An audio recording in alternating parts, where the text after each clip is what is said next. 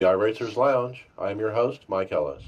iRacers Lounge is a podcast for the iRacer where we talk all things iRacing in a casual setting. Joining me are the usual characters Chris Scales, Hey, Mike.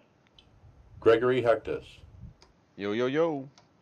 Tony Groves, Good evening, guys. and special guest Mason Stiver. Hello. Hey, welcome. Thanks for coming. Thanks for All having right. me. Yeah. All right, Mason, we'll start with you.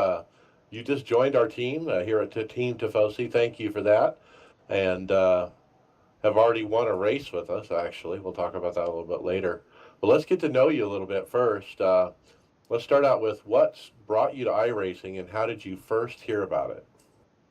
About a year ago, I'm just watching NASCAR. I had seen William Byron in the Xfinity Series, and they talked about him a lot. Then they talked about Dale Jr. In iRacing, so I decided to just look it up and dig on in. All right. Well, it's good to hear that NASCAR got you onto the right track there. And now, how often are you racing, and what series do you normally run? I try to race at least 5 times a week, and I run usually any of the NASCAR series, and I started dabbling in some dirt recently. Yep, I see that. Yeah, I was looking at your profile. You've only been with us not too long, a little over 1 year actually, on iRacing. Your overall winning percentage on oval 2.89%, 3.3 on road actually. I just need to run some more road races, and that'll go down, I'm sure. Exactly, huh? All right, so we just talked about you joined Tifosi Racing, and so you've been running with us in the NIS series and whatnot. But what about leagues? I know you ran the first event of the Tifosi Racing League. We'll talk about those results later. But anything else? Yeah, I'm running the online Sim Racers race. It's a super speedway dash series in the trucks, so running that. And I also had ran the Quattros iRacing series, but that's no longer service. All right, your mic cutting out just a little bit there. Let's jump to hardware, software. I mean, what do you got for wheels, pedals, and how many monitors, and then what kind of third-party software? Using the Thrustmaster TX wheelbase with the Fanatec Club Sport V3 pedals. I just bought a H pattern shifter I've been using, and I have one monitor currently. It's a TV, but I have three sitting behind it that I'm about to set up at triples after the podcast here. Awesome. And All right. I use some racing apps for my third-party software. Yep, that's a very popular one right now. That's what I'm using too. All right, cool. And then so far in the year that you've been on iRacing, what is your most memorable iRacing moment? I was actually in the Quattros iRacing League. I had some good battles with Dustin Cleveland and Dakota Reader for just race wins, close stuff. Nice. So, well, welcome to the team. We're happy to have you, and welcome to the podcast. Now, you're also going to help with some content production, back office stuff with the podcast. So, do appreciate you getting involved. So, thank you so much. Yeah, thanks for having me. All right, well, let's jump into it. Let's talk about uh, iRacers Lounge sponsors the Old Bastards Racing League Monday Night ARCA Series, and we got the results of that with a field of 33 at Watkins Glen. Ed Larson Adams was the fastest qualifier and ended up the class of the field, winning the 40-lap caution-free race. Ted Quinzel, working his way up through the field, gained 17 positions to win the Hard Charger of the race award. Longtime Old Bastard Racing League member and road course ace Niels Clyde finished second, with Chris Monroe third. Texas Joel Kilburn took the points lead this week. The series heads to the short track next Monday at South Boston. Chris, Tony, tell us how you ran. I ran terrible.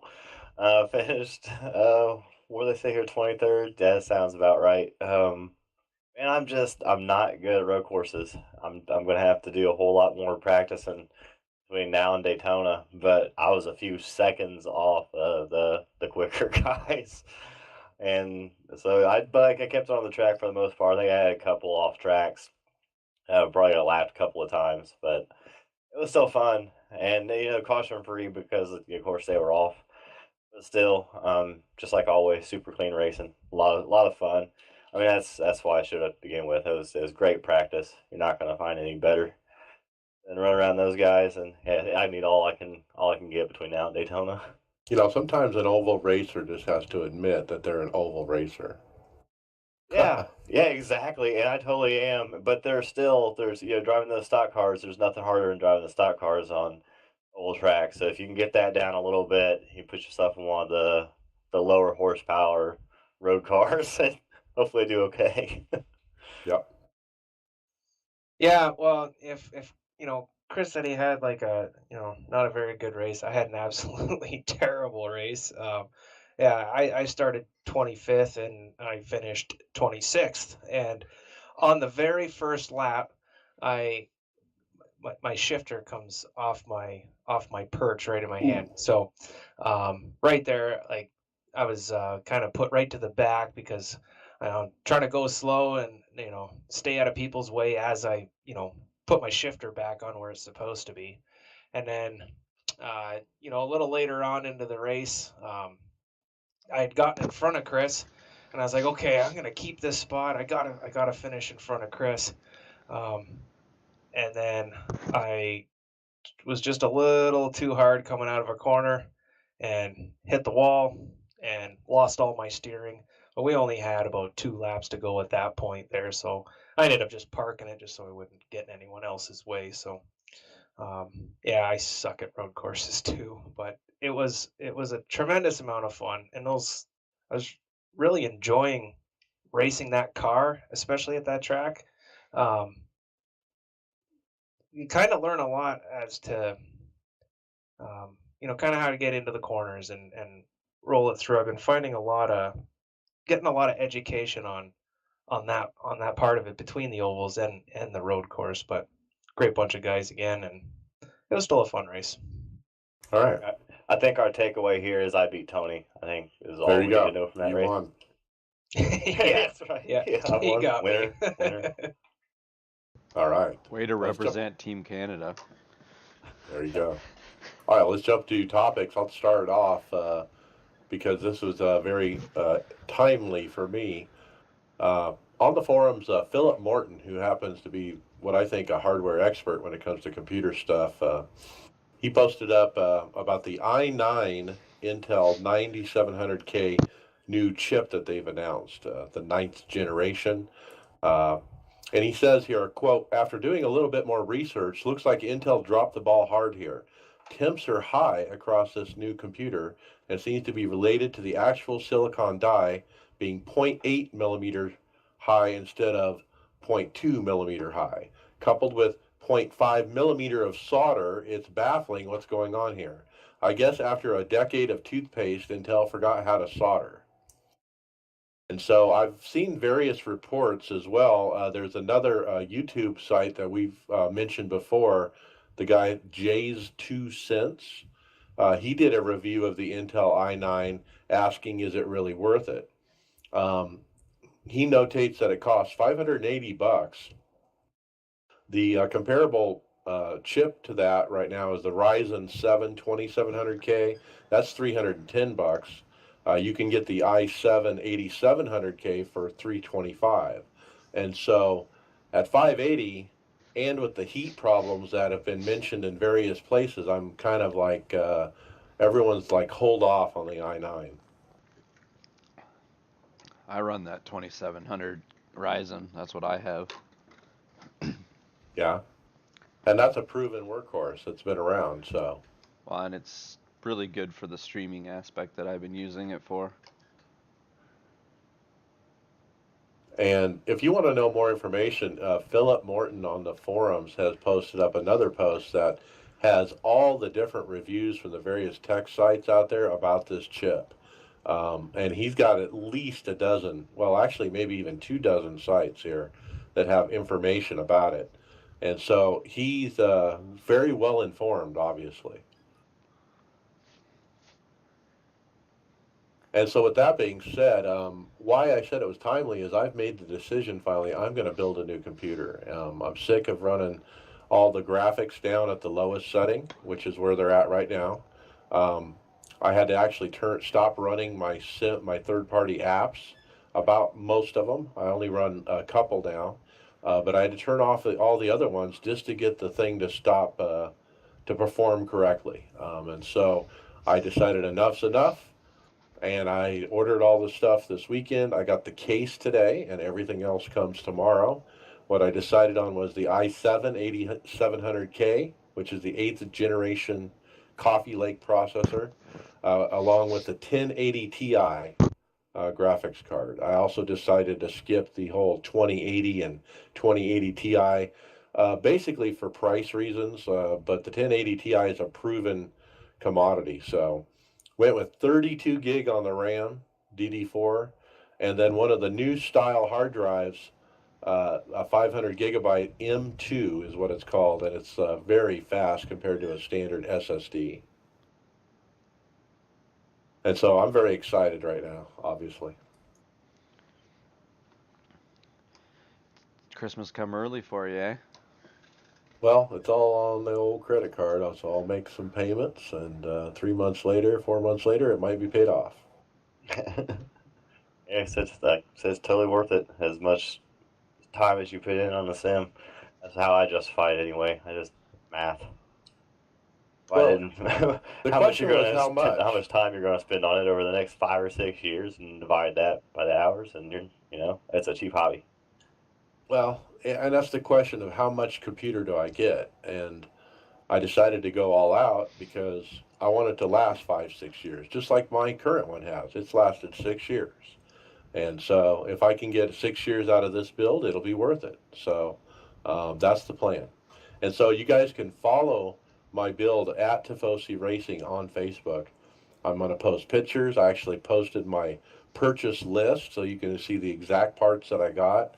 And you'll be able to follow from beginning to end. I'm going to post pictures of me putting the thing together, actually. And I'm going to take my time because obviously my current computer still works. So I'm in no hurry. So. What I can All right. suggest, Mike, is make sure you save all your settings and stuff that you got already on there. Well, that's the beauty about the computer still working. I'll be able to refer back to that. Yeah, I definitely have that to lean on. All right, let's keep moving. Chris, you're up next. New wheel. Yeah, the first post we have here is by Simon Hodgson in the forum, and it's a Precision Sim Engineering's new LM Pro wheel. And this thing is sharp. I don't do much road racing, but the way this thing's designed, if I was to build a wheel, I don't know that I could do any more perfect. Just because of the way the buttons are placed and the toggle switches, the dial is perfect. Some of the features of this thing: 5 rotary encoders, 12 push buttons, 2 toggle switches, 300 millimeter diameter, injection molded polyurethane grips, PSC snap action shifters, and fits any 50.8 millimeter quick release. Like I said, it's almost kind of hard to describe button placement, but just think of basically all the push buttons right where you can hit them with your thumbs, a couple toggle switches on the inside of that, and then in the very middle, 5 rotary dials for your brake bias and stuff like that. As like I said, perfect.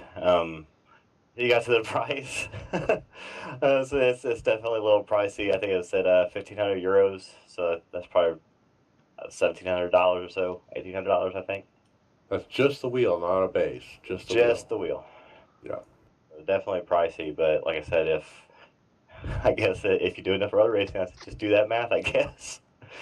And It's make a it worth nice it. looking wheel. I mean, I love the buttons. I mean, if you zoom in on the picture and look at those buttons and the labels and the colors and all that, it's very nice. Yeah, and you notice how every button, so that you see how the top left, it'll have like a little shield around it. The one next to it doesn't. The one next to that, it does, and it's a little bit bigger.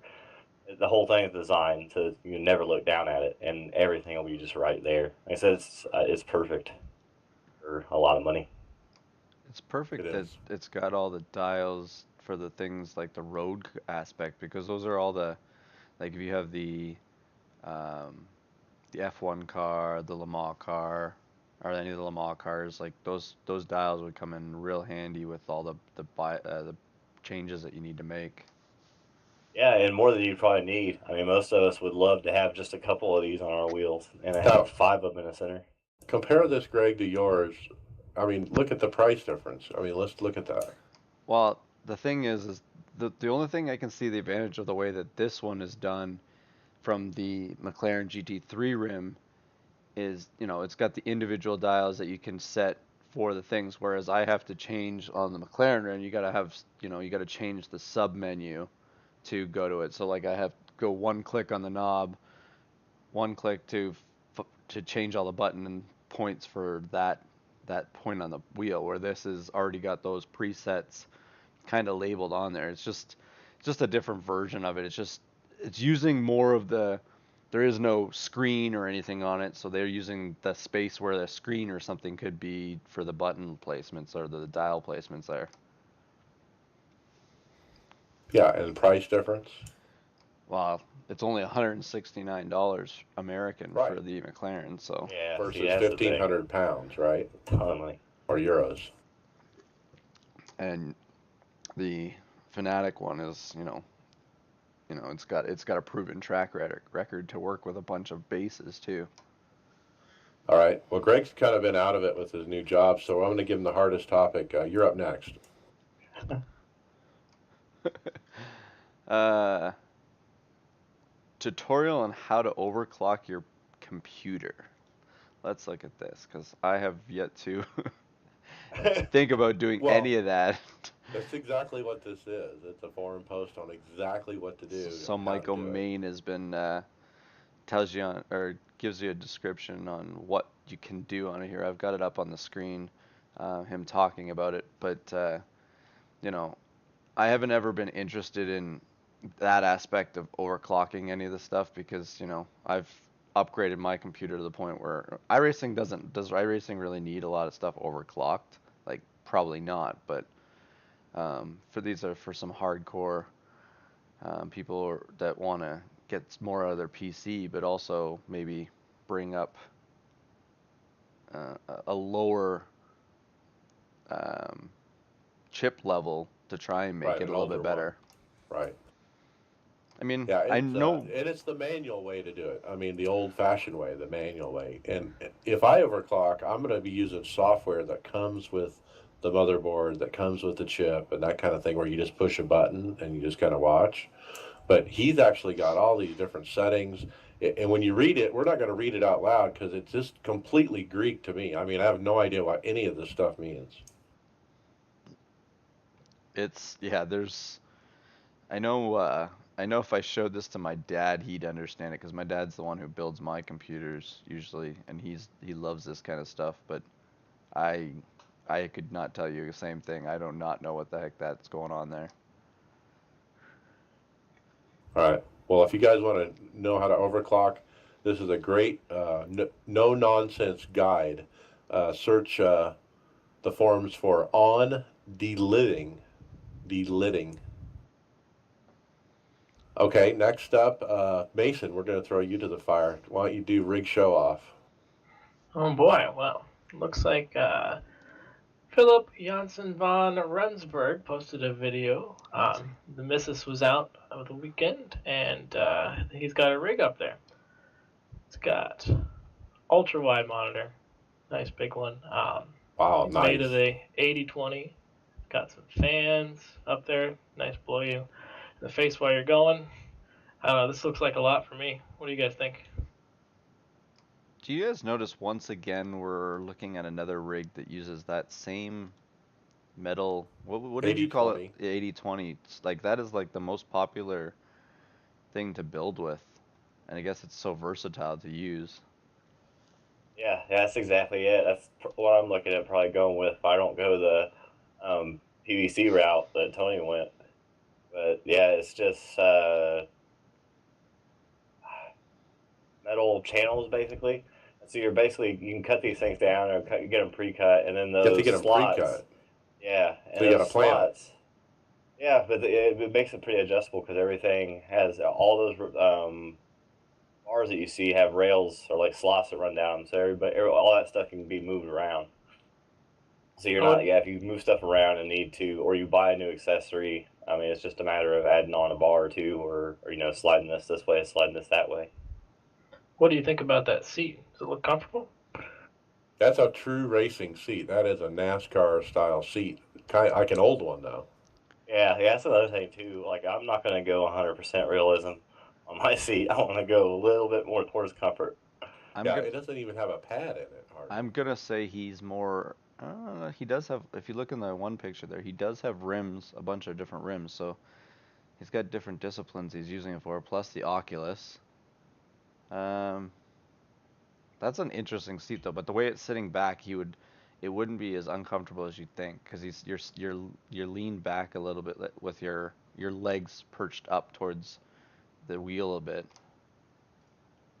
I actually think when I probably build something, I'm going to go the way Tony did with a car seat, because I mean, it's something you can take it right out of the car with the bracket on it to build. Has all the adjustability built into it, just a few bolts. So I probably need to keep once we get moved, keep my eyes open for like something cool.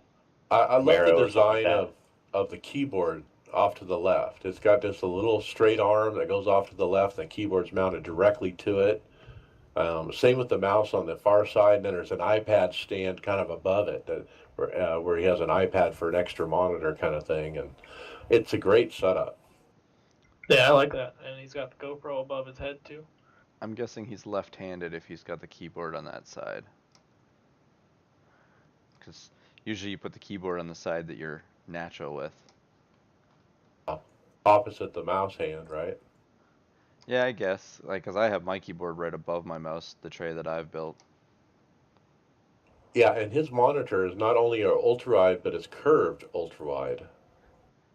And we were talking about last week, if you're going to do an ultra wide, that it's one big one like that is the best way to go.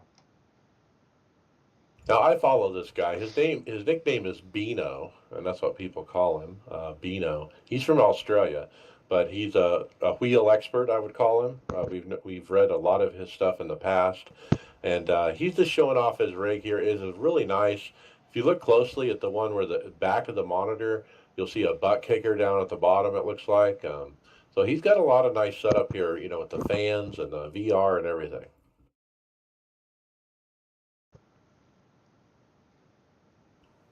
Okay, let's keep moving. Tony, you're next. Instagram. What'd they do? Yeah. Well, they put up a video. And yeah, I don't even have this open. Look at me go. I'm doing great. Your first fun story. I know, but I'm a little off base here. Well, I'll jump in and help you then. Thanks. It's just your normal iRacing, video of cars going around the track. It's kind of interesting. This time they showed a pit stop, and the pit crew was actually in a three-piece suit and tie, and looked pretty sharp. And polished tie. Too loud. Yeah, and they also had that camera guy. Too loud. I wonder if it's the same one that kept knocking cars over on the Dirt Rally series. But he looked pretty guilty to me. Yeah. I'd show it. But it was a neat mix of Sorry, a guys. GT Cars rally and the new Camaro. And so pretty interesting video. One thing came out on the forums that was a response to the video was, hey, when are we going to get some animated pit crew for some of the other cars? And one of the staff members put up that the IndyCar pit crew is coming up next. And so we got a little confirmation of something new coming, the IndyCar pit crew. That'll be interesting, because then you got to hit between all four of them sitting on the pit road. Yeah, I was gonna say at least you get to see him now because our pit crew, yeah, I turned them off because who cares? I'm inside the car. At least you couldn't see him now in any cars. And they're only going to hit the stud once because there's one stud, right? They don't have much work to do. Easy. They need to simulate the person who shoots the water at the car then when you're pulling away at the fuel spot. All right, cool. All right, Chris, you're next. Internet speeds. Yeah. Next is a forum post by Aaron Stowe. He posted he pays too much for internet. Basically, he has 250 megabit per second and was looking at downgrading to 60 megabit per second service and wanted to know if that was going to affect his iRacing at all. And the reply here by it was David Tucker. Yeah. You actually, I accidentally closed up the podcast, but I just have his thing. I think it was round. I think they said they only use maybe 1 to 2 kilobits or one to 200 kilobits per second. And if 1 you max megabit everything per out, second. Yeah. yeah, that's if you max everything out. Like that's if you your max cars and everything, you're looking at a megabit. So yeah, let's see. So most everybody's internet is going to be just fine as far as that's concerned. And Yeah, and the big thing was that I took away from it was um, they seriously optimize what they send around and transmit. yeah, definitely, and they have to because I mean you're just one car, but they're having to keep track of a race with 30 or 40 cars, and that are moving constantly, a couple hundred miles an hour. But really, this has pretty much been the case for all online gaming. You really don't need a whole lot of bandwidth. You just need it needs to be stable, and so that's No why latency. exactly, yeah. So why satellite can be a problem. It's not because of the bandwidth. It's because of that latency. But Yeah, he yeah. also he also said you could play iRacing on a cell phone. In fact, if it would work graphically. When he started there at iRacing, they still supported 56 kilobit dial-up, and so that gives you some idea that you really don't need that internet. No, I think probably the only thing you would is probably for streaming, because usually if those lower packages only have maybe a couple megabits per second upload, and so it causes problems streaming. But otherwise, yeah, you don't need much. You don't need to have pay a ton on your internet. If unfortunately, there's plenty of people that live out in the middle of nowhere that still get screwed on their internet, but Tony. for the low stuff at least, yeah. Teammate Tony. And if you go to your account, you can scroll all the way to the bottom and check and see what kind of connection type you have set up to see if you're using all the max data that you can. Yeah, that's a good point. Yeah, right there in the iRacing options. That's on the front page too, isn't it? Just like in your account. Yeah, you have to click on account and scroll down. And you really do need to set that to match what you have for internet. If you have a crappy internet, you need to put that drop down on the website to match what you have. Now, if you have good internet, like cable internet, you need to put it on the highest setting, which Yeah, is what most people have. Yeah, I think it defaults lower too, because I think that's one thing I actually had to change up. That's not something that they like auto optimize like the graphic deal is. Yeah, that was Yep. one thing. Whenever I moved down here this summer, I didn't change that, and in compiling this podcast, I did change that. Aha.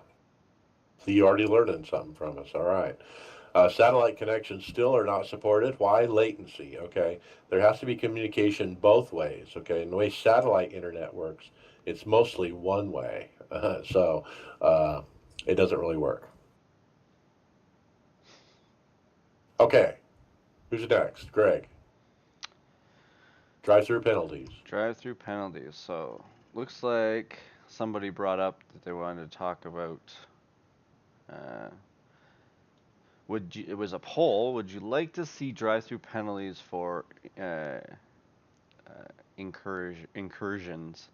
And someone was asking to see if that would be something they could do. And I guess Tony Gardner chimed in on this, staff member. We don't have drive-through penalties working currently. Project mainly for race control engineer. It is near the top of our list once current projects are all wrapped up. So it looks like they're looking into it, but Do you guys think that, it'd be better to have, the drive-through penalties for some of the stuff on the NIS series than we could do instead of having to sit in the pit stall? Because sometimes those penalties get multiplied. Like if I remember last time we were at Martinsville, some of those penalties got really out of hand, where you'd be stuck in the pit stall for 15, 30 seconds with some of the stuff too. I think on this they're talking more about having that for incidents. Like instead of getting DQ'd, have once you hit a certain incident point, instead of getting DQ'd, you'd have to serve a drive-through. Yeah, like every Oh, 10 incidents, you do a drive-through or something like Yeah, that. okay, yeah, I because see we that. I already see had that like part now. yeah, just like a pit penalty, which I think it's a good idea because nobody wants that penalty. It's terrible. I mean, it'll screw up your whole race. As long as at the right level that it should be, that matches what real racing might be. Now, what happens in real racing? I mean, you have off courses and that results in a drive-through. I guess that's true. Yeah, Could be. Well, if you cut the course and gain time, yes. But if you just go off, that doesn't really do anything. Like, say we were at, like when we did Le Mans there, we had, I think, you had a limit of 100x, but, if you imagine if you just did 1x's for little chips off the thing and you got up to, um, times 10 there and you had to do a drive through every time you got 10 of them, that's kind of, I mean, certain areas it'll work, but some areas it might not.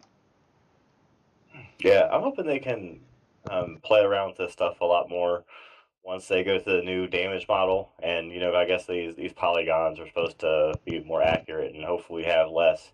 That's the problem because you have to have a certain amount of leeway because if you get those, guys getting kicked out of races because of Phantom 4Xs.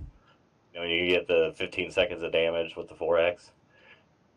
And yeah, I think once they had those down where, an incident's really an incident, maybe they can play with some of this stuff more. Well, And I like this because it gets rid of the DQ. You get rid of the DQ limit. There's no more DQ limit.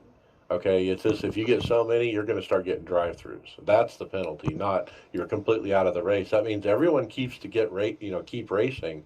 They don't have to leave the race, and I like it because of that. yeah, I do too. I think it'd be a good thing to have. Maybe, like I said, having a higher limit. Like I think this guy recommends like an 18. I think that's good. Maybe not have it during for short tracks because it might just cause more wrecks with people trying to get down pit road because so many people will be hitting the limit or close to it. Right.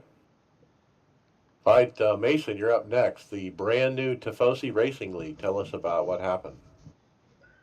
Yeah, on Tuesday night, we had the Tifosi Racing League run the Gen 6 Cup cars at Charlotte. It was a night race. Michael Morley helped us out with the setup there, and we had lots of pit strategy that did play out really well for me because I did win. All right.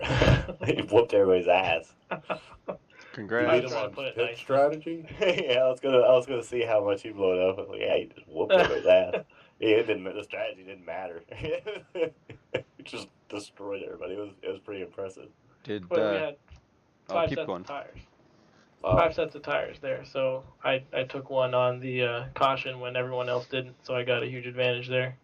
And then that caution never came out again, so so what did you think about Mike's idea of limiting the tires? And did it work out to make an interesting race? It sounds like it did. I like the idea of limiting the tires. I think with more people in there, which could potentially cause more cautions, that would make it work even better. Yeah, that's what we needed cautions. We didn't have any. We didn't have a lot of people for our first race, and so that strategy really didn't come in. But yeah, it was cool. I like the idea. It was fun. I actually screwed up. I ended up I just spun right in the middle of the dog leg on new tires. A couple laps into a restart leg, just I have no clue. Just Just just came lost it. around. Yeah, it just turned left, and not even in a place where it really should have. But my first stop, I had kind of already screwed myself over. Me and I can't remember. There was one other guy. I can't remember who it was though. But we came down pit road and forgot to uncheck the tires. I knew that didn't want tires. I mean, we had maybe 5 laps on them, but forgot to uncheck them and just completely threw away a set of tires. So yeah, it's a cool thing and adds a lot of strategy. All right, we need a bigger turnout. We need everybody who's listening to get involved. It's Tuesday night at what time? Room opens 30 up. Eastern. Yeah, the Yeah, the race starts at 8:30. The room opens at 7:30. Eastern. Okay. And so be there. You can contact Mike Morley or Greg Hectus or myself about how to get involved and join. David Hall, friend of the podcast, finished second, and Michael Schuer finished third. So next week, Martinsville. Good job, Morley, on getting it off the ground and getting this thing going. I told him it's like herding cats, and he's done a great job. And we have a small group of guys to start out with, but they're good group of guys, so we have a nice place to start from. And David is in leading the points there because I got a 2x from scraping the wall. So Yeah, there's a point penalty for that. yeah, you lose points for incidents. Oh wow, nice. And there's also a bonus for 0 incidents, right? I think that's how he must have got the lead. Yeah. All right, I'm going to take the next one. This is an announcement by NASCAR this week.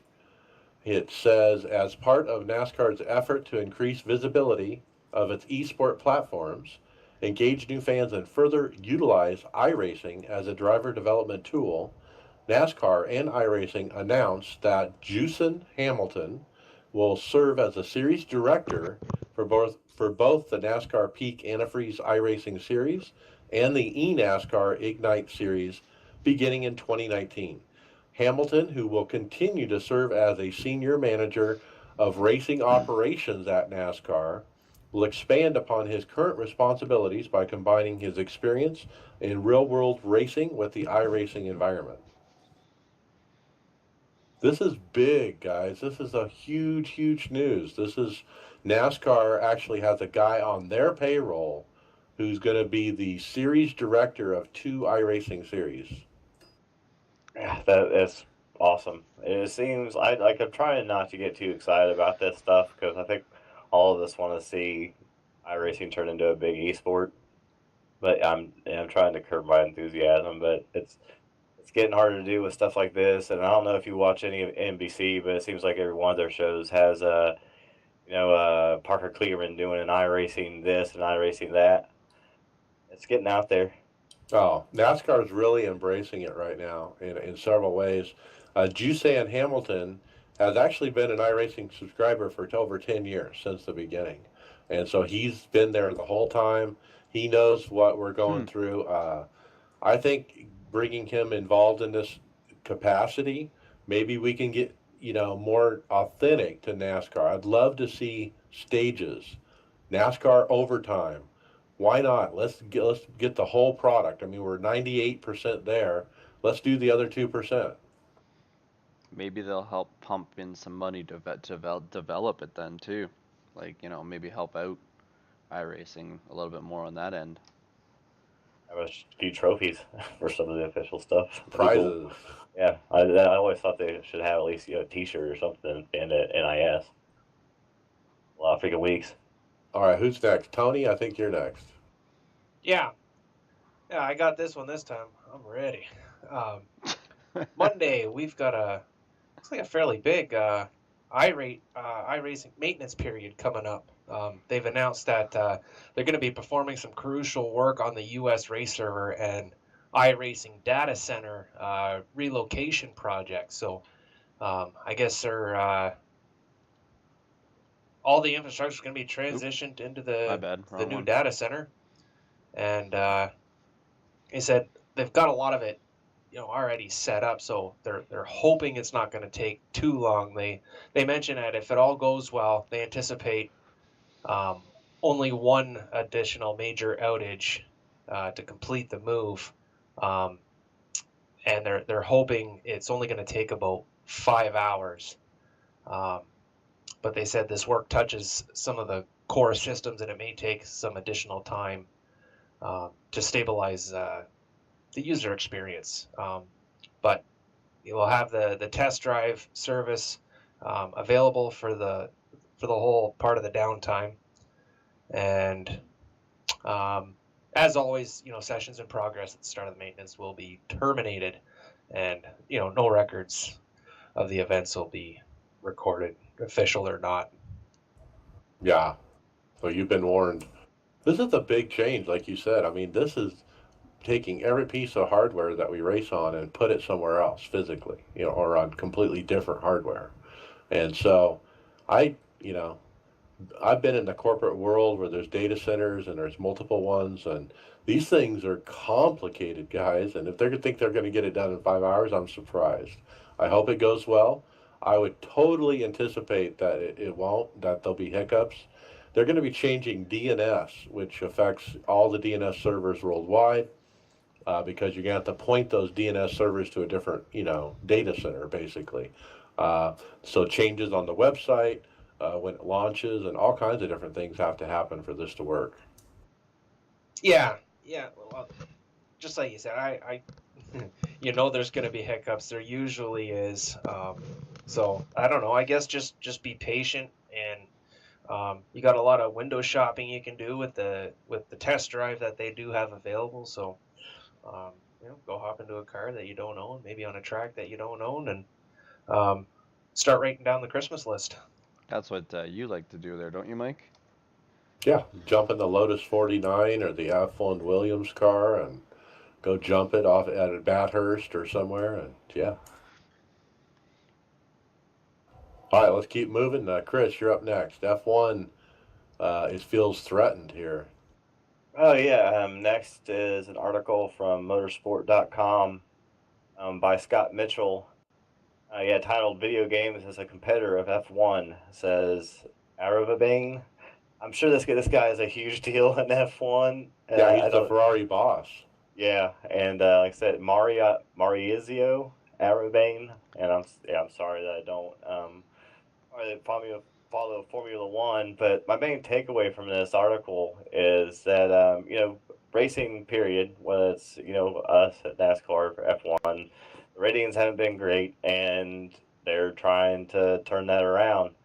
But this guy is pointing at esports as a competitor to F1 and as a reason why some of they're losing some interest, and some of the younger fans are looking that direction instead of at F1. Well, if you, And Chris, I don't know if no, you go ahead. guys know this. His stand on it is the only team that's not represented in the F1 esports is Ferrari too. There's 18 teams instead of 20. So Who's that? Whose fault's that? that that's Yeah, the boss of them because the Yeah. teams are all they have their own teams for well, each that has manufacturer. something to do with it. Yeah. So they're that's hit one of he does not like this F1 esports series. But I don't know if have you guys watched any of the races? I watched one the first one. They're pretty exciting. Yeah. Yeah, I have seen a little bit the racing this year, and they actually have been having a really good racing this year. There's pretty much no place you could look in motorsports where the racing hasn't been IndyCar.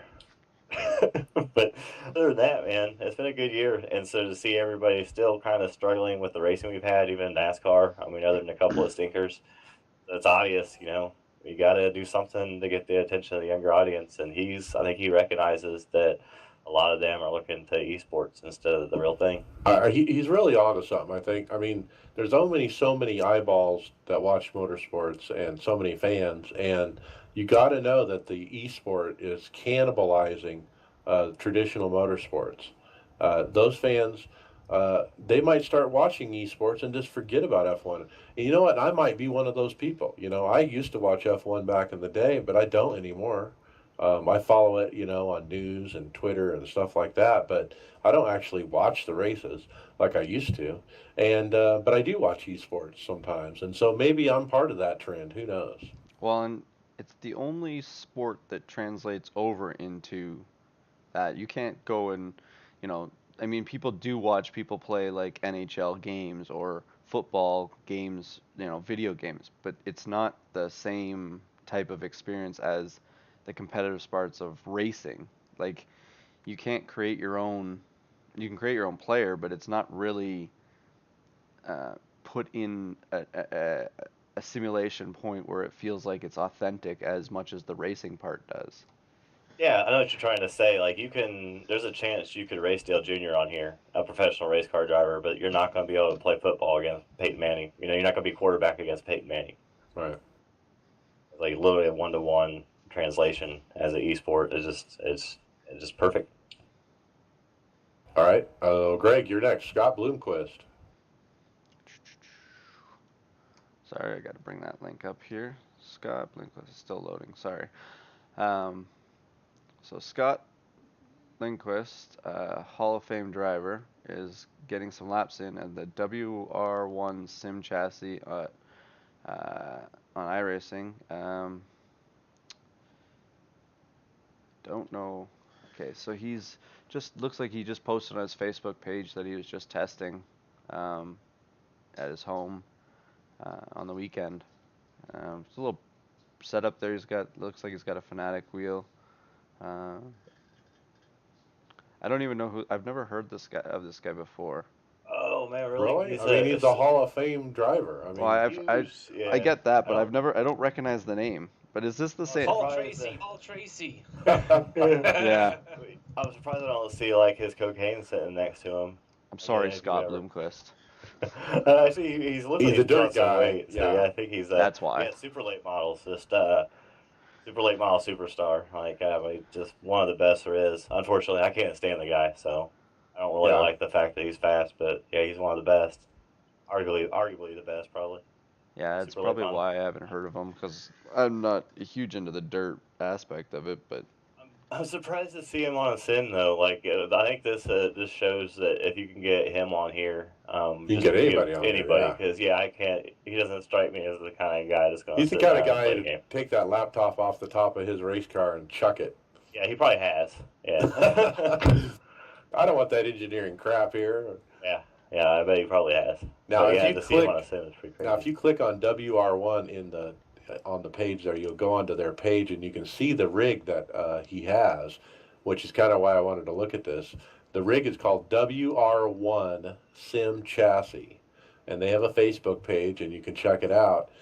It's not a bad looking rig, you know. It's all metal, and that's kind of a unique thing. And it's not like the 8020 where it's a thick tubular, or not tubular, but square. This is like thin metal, like a sheet metal kind of look. Yeah, and it said this is at his brother's racing compound too. So this isn't even a home rig. So who knows? Maybe he's got an even bigger rig at home, right next to the Palico. You see how sideways he is in that video or in that picture? Sideways, Gotta be, man. Yeah. they're like, it's a small footprint that those rigs take up. That's what it looks like they're designed for, is like small areas. Yeah, it does. That'd be perfect for, it doesn't have a lot of space. You're right. It takes up like no room. Yeah, small footprint. If you want a stationary cockpit, I really like the look of this, and I love that it's got that stainless steel kind of metal look to it. If you click on, when you go to that page, Mike, if you look at that one in the top left corner there, you can see that the way they have it designed, you can fit your CPU in the front of it. In front of the pedals, right. Yeah, it's a really small footprint kind of rig. So, yeah, if you're interested, check that out. All right, Mason Stiver, you're up next. All right, we got a tweet from KPR Motorsports. It says, "Words can't describe this past weekend at Kansas Speedway. This may have been the first time our team met in person, but you wouldn't have been able to tell with the amounts of laughs and good times. Thank you, iRacing, for bringing obsessed race fans together."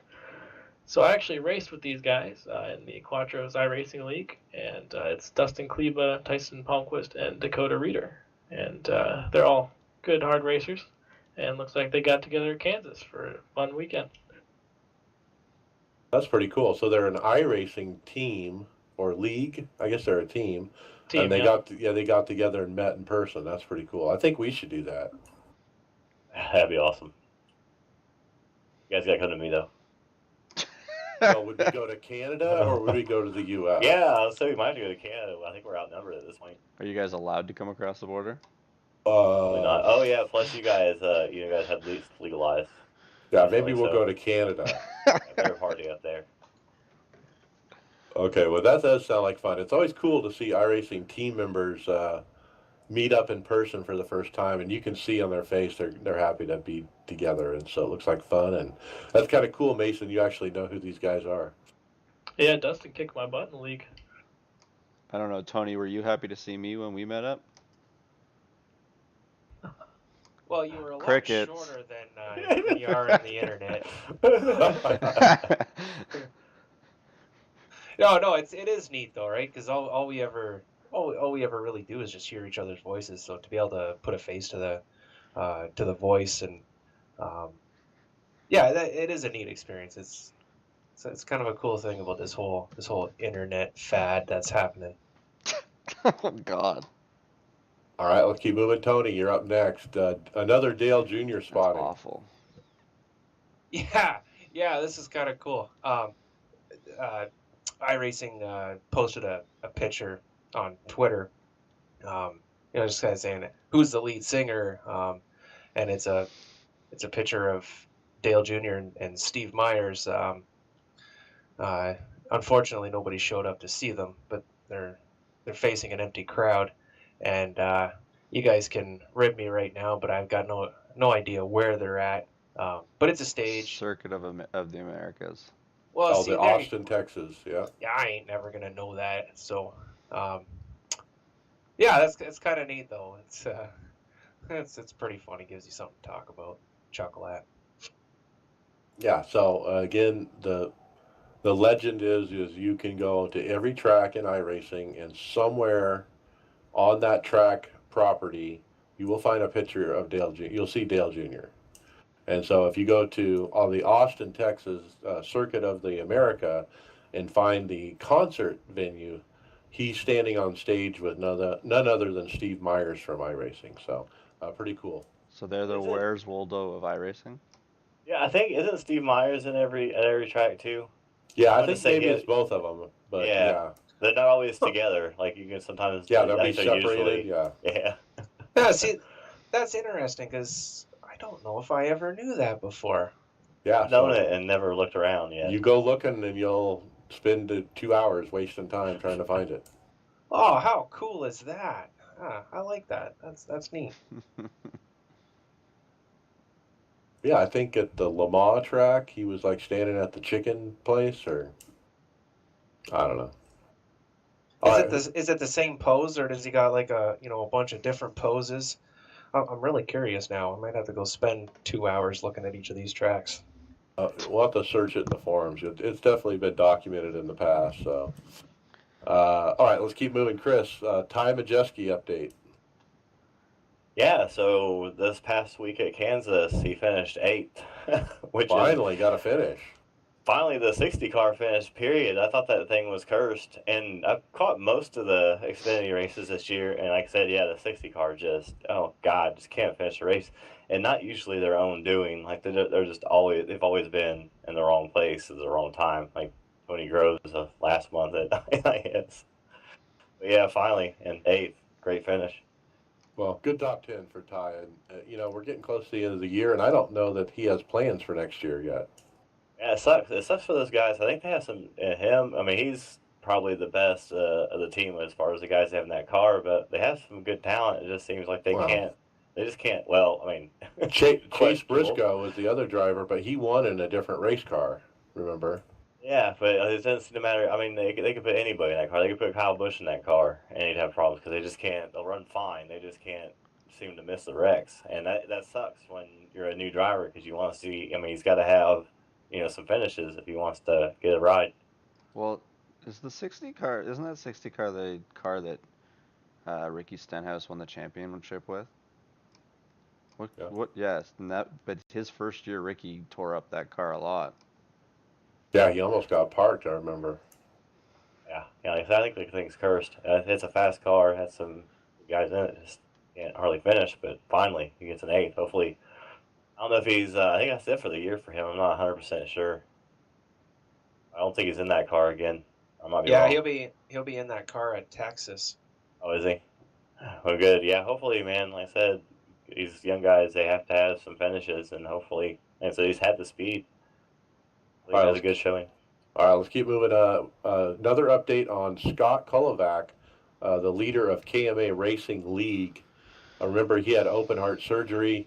He needs some money. He has a GoFundMe. Well, KMA Racing has announced a Scott Kulovac benefit race They're going to host up on Saturday, December 1st at 7 p.m. Central at Talladega. And I got invited to this race. I hope to be off work that day to be able to attend, but I'm not sure yet. But they are taking a $10 entry fee that you pay to Donald Stewart on his PayPal account, which is LO Country Archer at yahoo.com. But anyway, get over to the KMA Facebook page and you can learn more about it. But they are going to do payouts, so $60 to the winner, 50 to second, 40 to third, and so on. And so check it out if you want to help out Scott. We sure hope he's getting better. All right, Greg, hardware, software. All right, so we got the GS 105 high definition monitor. So I'm Motion simulator. motion actually. simulator. Sorry, I haven't seen this yet. I'm just bringing it This up is here. an old product. This is 8 years old or something, but I thought I would bring it up again because I don't know if you guys have seen this. This thing is crazy. Just play the video. I'm playing the video here, and to be honest, when I first looked at it, it kind of reminds me of a child's car seat. It's big. It's bulky. So let's describe what we're seeing here. Basically, it's a kind of looks like a recliner leather chair. Yeah. It's kind of bulky, and it moves. The back of it, where you lay your back against, moves left to right, back and forth, kind of, that kind of thing, and kind of shakes based on, the rumble strips and the bumps in the road and all that. Do you have to wear a seatbelt for that? He's wearing a seatbelt. It's a full harness. Yeah. Which is probably good because it kind of holds you to the seat so you feel it better, But, yeah, this thing is $1,574. I wonder how it's evolved. Obviously, it hasn't evolved it much over the years, because obviously most of these videos are done on the old simulators too. Except for iRacing. Like I said, this is an old product that's been around. It hasn't been updated, but there are people on the forums that actually have some of these, and that's how I ran across this again. But it's the website is GeckoSystems.com, GEKO Systems plural.com. So check it out, guys. It's called the GS105, and it's kind of like the motion seat that we've been talking about from Sim Experience. That's going to be quite a bit more money, but this is like an older version, I would say, of it. I don't know if I would like just the seat moving and not the whole sim. Well, that seat I mentioned, the flaps move, the seat doesn't. There's like flaps, hydraulic flaps that push against your back and thighs. That's that new seat. This old GS105, the whole seat moves, the whole thing. I kind of like this. I mean, this kind of would fit the market for the people that want motion but don't have any room or spot for a full out rig, because Right. you could just pull this right up to your desk and you're good to go. Yeah. Yeah, I don't think you're gonna find anything any cheaper, not for motion. Like I said, and it doesn't take up any space. It's fine. All right, Mason. Big news here. I don't think I'm surprised though. Yeah, it looks like Brendan, I believe it's Uribe, the former CEO of Oculus that was bought out by Facebook, he's leaving Facebook after the cancellation of the Oculus Rift 2. You want to take it from here? Well, I mean, how old is the Oculus Rift now, guys? I mean, it's ancient in computer years. And I think he's wanting the next badass headset, and that's what he was trying to bring out. And I think the direction they're going, and the direction I think makes a lot more sense, is more like the Amazon Go, smaller, less capable wireless headset, and then get people hooked on VR, and then go back to making another badass computer headset. Because I think that's perfect. I think these cheaper headsets, like the one that they're coming out with, and the Amazon Go, is that what it's called? Or what's Oculus Go. Yeah, I think those things are just they'll get people hooked. It'll be those, you'll grab it, people will pick it up, and somebody will say, "Here, man, check this out," and that'll happen. It's cheap enough, at $200, and you're only gonna get cheaper after that. You can probably find some good deals at Christmas time, maybe $150 people will get for Christmas, and then once you get people hooked on VR, that's when you sell them, the high dollar headset that you want for the better experiences. And definitely, you got to get cheaper than a new Vive too. That's ridiculous. I mean, like how by the time you get the wireless adapter, you're probably looking. I don't know. It's probably between $1,300 and $1,500. Nobody's gonna spend that. Well, ever since the Oculus came out, uh, we've been waiting for this next version. Less of the shutter effect, more resolution, more pixel per inch, and get rid of that, shutter door effect, and all these different things that people were waiting for in the next version of the Oculus. And then when Facebook bought them, we were like, wow, now they have the funding behind them to actually pull it off.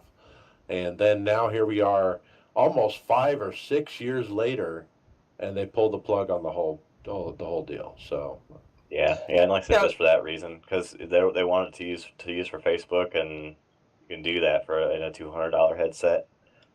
But they got another one that they're coming out with, or it just came out or something. Isn't it called the Quest?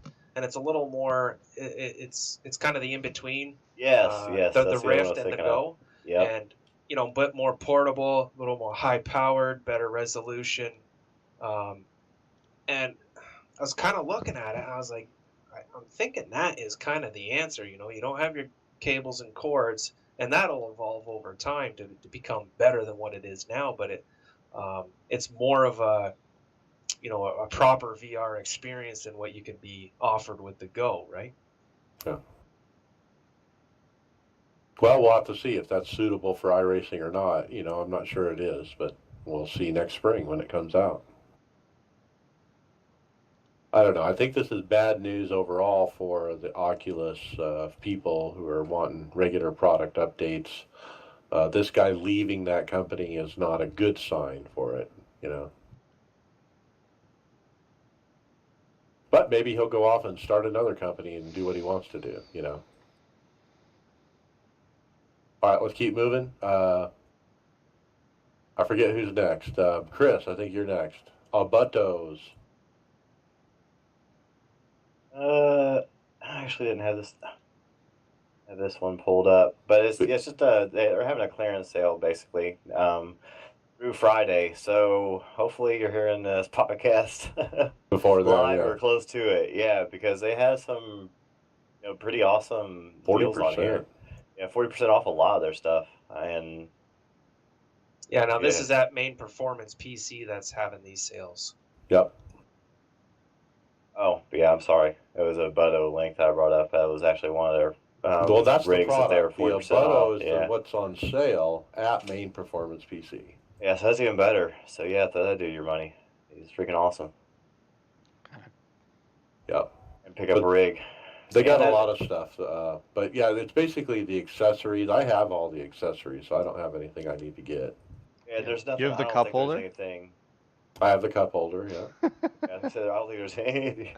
I don't think there's anything that they make that you can go wrong with. I mean, all their stuff is solid, and so you're just getting awesome stuff cheaper from a good dude. So I don't have the flight stick mount accessory because I Oh. don't do any flying, but That was my next ask. and I don't have the 5.1 speaker mount accessory. I don't like that because the speakers are just too close to your head. It's just not a good design. I put my speakers are right behind my head like that on mine, and All right, it sounds pretty good. All right, we're running out of time. Let's jump to results. Let's talk the finish of last week. I got a P20. Some guy got to my outside, made it 3 wide. I net coded with him and wrecked. More bad luck.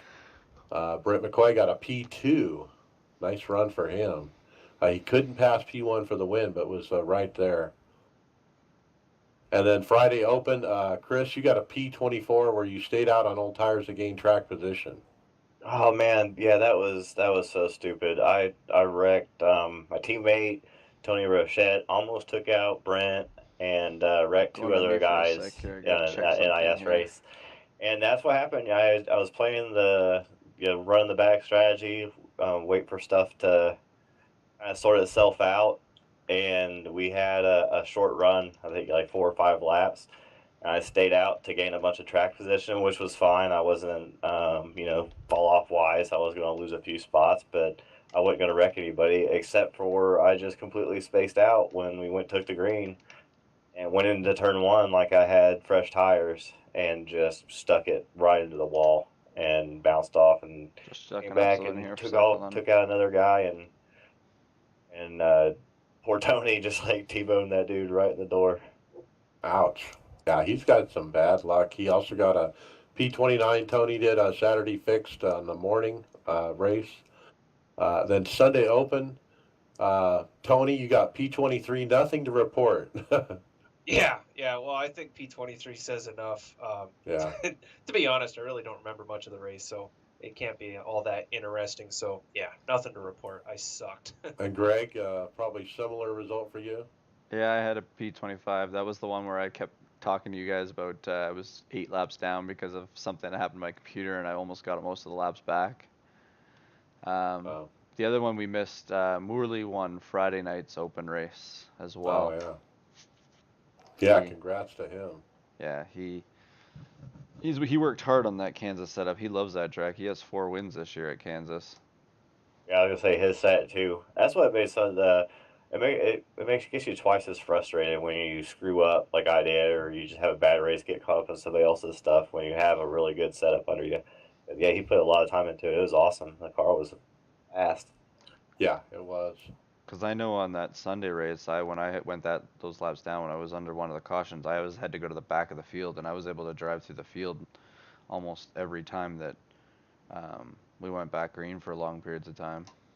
And Morley's running like first, second split now too, so these wins. I mean, he's not down to my splits whooping our ass like he was last time we were at Kansas. He's winning in the against the better guys. Yeah, Sunday fixed. I got a P7. I actually ran back half of the top 10 all night. It was so hard to pass that I was actually able to keep my track position even though I was slower. If you run consistent fast laps on the top, you have to really be pretty damn good to get around on the bottom.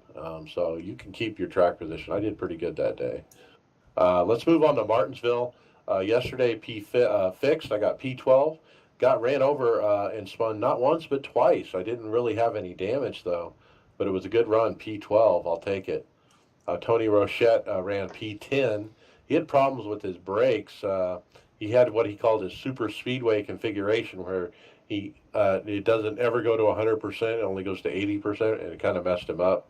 He also had some black flags, and that was a bad deal for him. Last night, we don't have any results listed. And then today, we ran the Open. I got P15 top split.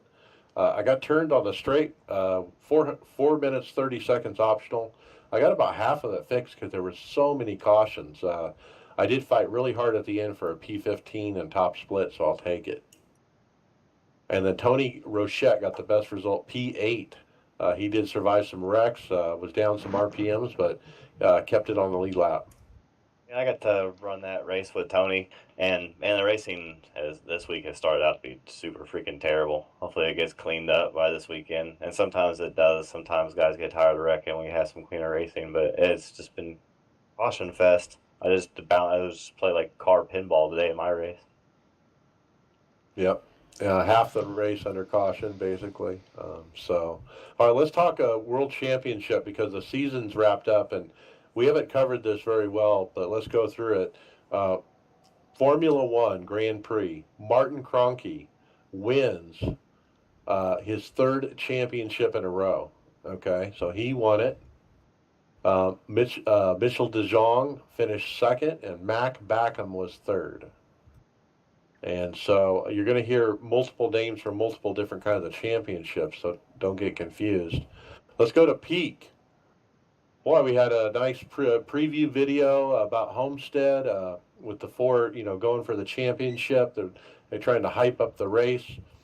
They even had Executive Vice President Steve O'Donnell from NASCAR on the broadcast for the Peak Race, talking about using iRacing as a training tool, and iRacing is where in the future people will be entering the sport.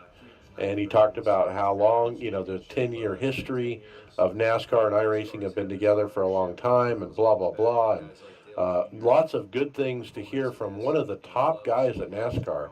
Again, talking up iRacing, so pretty cool. As far as the win, Ray Alfala wins it. He holds off Ryan Lusa for his 4th championship. He gets the top prize of 10 grand, a NASCAR championship ring and trophy, and a trip to Homestead to collect his winnings. I watched the last part of this race. I don't know if you guys saw it, but they had green flag stops. Ryan was leading before the stops, but was second after the stops, and so Ray actually beat him on pit road for this win. I still have yet to watch this race this week, but congrats to Ray Alfala. They're in 4 championships in 8 or 9 years of running it. Well, you can't say that anyone has won more than him. That's for sure. He's definitely the Jimmy Johnson of iRacing. the king, the intimidator. But yeah, congrats to Ray. I mean, lots of NASCAR media. It was on NASCAR.com. They were twittering about it midweek and putting it on the front page of NASCAR, and lots of press about this race. And so I'm really pleased that NASCAR is doing everything they can to help promote it. And it seems like they are. And I saw him tweet out or put on his Facebook page saying about the details on his race, and he qualified 9th, and he said that he wished he had qualified better too. And I was like, well, you still got a top, he started pretty good. Yeah. So Mike Conti, who was on the podcast recently, he finished 3rd. He was right there. But he was about 4 seconds back after those stops. Ryan and Ray were right next to each other. I mean, on the final lap too. Ryan Lusa, he did drive it in really hard to try to kind of get to Ray's bumper, but didn't quite get there. But it was good racing. I enjoyed watching it. All right, let's keep moving. World of Outlaws. Congrats to Zach Leonhardi.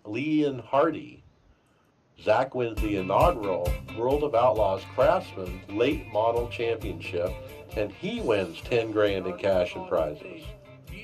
And then also congratulations to Tim Ryan from Australia for being the inaugural World of Outlaws Craftsman Sprint Car Championship Series champion. And wow, and so the season's really coming to an end, guys, with all this stuff being over. Ooh. Let's go into final thoughts. Chris Scales, what do you got? Actually, real quick, I want to make everybody aware of. I just got this email the other day, and I meant to put it in the script. And I'm sure we'll talk about it next week. But iRacing, not this weekend, but coming weekend, I believe it's November 3rd, is the iRacing World Cup. I think the 10th annual. And this year, I think they're doing trucks at Michigan, so that's kind of my speed. But like I said, it's coming up here in a couple weekends. So just kind of want to make everybody aware. Check it out if you think about running it. It's going to be kind of a late heads up by the next podcast. Yep. Everyone forgets about that race. Thanks for remembering. Greg Hectus, final thought. I'm looking forward to getting to the weekend here. I haven't raced at all. This is the first time I turned my PC on all week. Started a new job, and I've gone from days to nights, so trying to switch my body, from nights to days, and see, I can't even get that right. And I'm trying to get my body accommodated to it, plus drive a transport truck every day, so it's kind of been tough, but hopefully I'll get some stuff raced in this weekend now that I have weekends off. Yep, go get that Martinsville. All right, Mason Stiver, thank you for coming on the podcast, mate. Thanks for being on the team. What are your final thoughts? Yeah, I'm just glad to be with you guys now. I hope I can help out and definitely helping with the podcast. And looking forward to getting my PC up and running here. I had a couple issues, but get running at Martinsville this week. All right, cool. Thank you. And Tony Groves, final thought. Yeah, so I don't have much to talk about Martinsville. I did try to do some practice last night, but I was just having a heck of a time. I couldn't stop from locking up my brakes. I'm like, I'm not doing this. I am just going to kill myself and probably take a bunch of other people out. So I sat it out.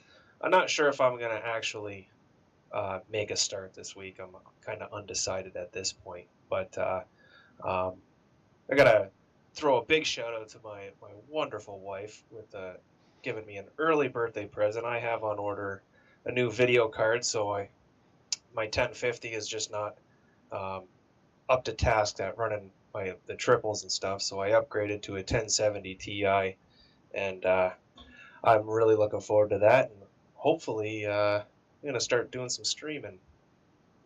Nice. Yep, everyone's wanting new stuff. Me included.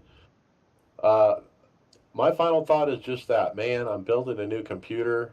I'm buying I'm not just buying the card like Tony is. I'm buying everything and building it completely from scratch, a whole new case and everything. So, like, very, very excited about that. I got the case, waiting for everything else, and we'll see how that goes. I'm not in a big hurry, but should be fun. So I will post up my documentation about the build on the Tifosi Racing Facebook page. So make sure you guys follow and subscribe so you can see what the results are. So with that, we'll see you later. All right. User in your channel Take care, stopped everybody. recording. All right, We're title out. ideas. We'll